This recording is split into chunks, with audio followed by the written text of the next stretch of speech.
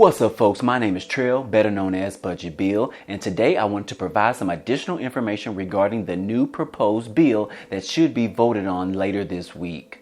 But first, click the thumbs up button down below as it really helps the channel grow. Now, let's go ahead and jump right into the video.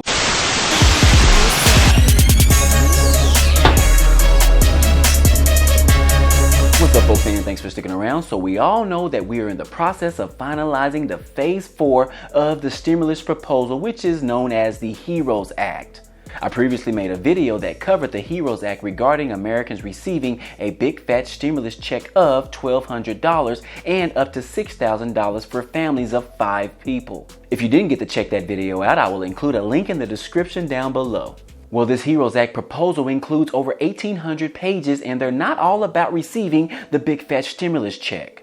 The bill also includes information regarding housing that could provide assistance to people who are at risk of being homeless. Now, as you all recall, previously we've had some of the proposed bills that wanted to offer cancel all rents and mortgage payments for an entire year, and then we had some other proposal that wanted to protect the tenants by allowing them to stop making payments and not be penalized by the landlords.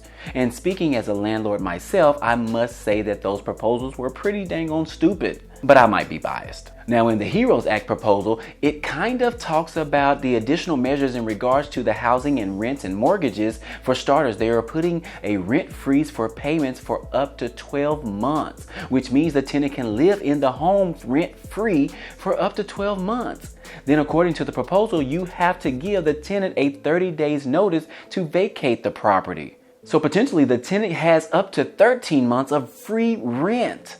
And then, of course, after that time, the landlord could have the tenant evicted. Now, obviously, this helps out people so that they are not left homeless because they are unable to pay rent. So this proposed bill does try to accommodate those people that have been affected by the pandemic. Now, as far as mortgages go, the proposed bill states that if you fall behind on your payment, you would automatically fall into a 60-day forbearance that begins the date of the enactment.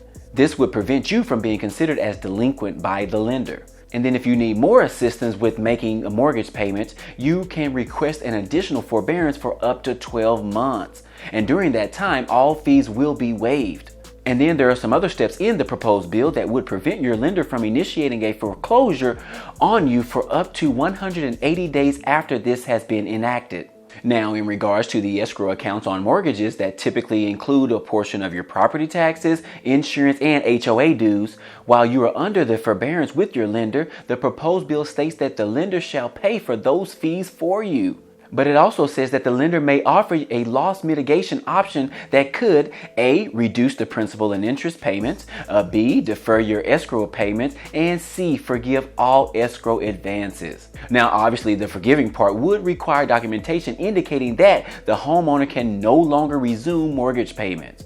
And for the defer option, the lender would offer the homeowner to defer mortgage and escrow payments and tack them on at the end of the loan term. I mean, obviously this would create more interest on the life of the loan, but you would potentially get to keep your home for a little bit longer than anticipated, considering you can't pay your mortgage payments. And then lastly, the lender may not report any adverse information to the credit rating agency and ruin your credit, which is good, so you get to keep that 800 plus credit score that you've worked hard for over the past few years. However, the lender can put a note on your credit report that states that you are currently in a forbearance, which would show other lenders in case they wanted to lend you money for something else. You know they have to do that to prevent you from being able to use your mortgage money to buying that new Bentley that you've always wanted.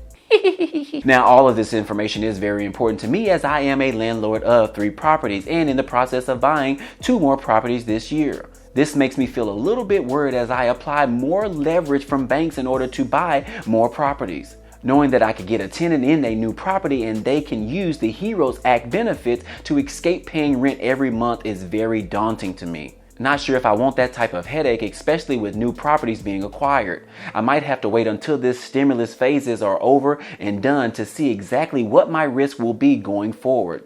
If these rent and mortgage changes in the HEROES Act would affect you, let me know your thoughts down in the comment section down below. I would love to get your feedback. But as a reminder, this HEROES Act is just a proposed bill as of May 14th, but the House will be voting on it this Friday.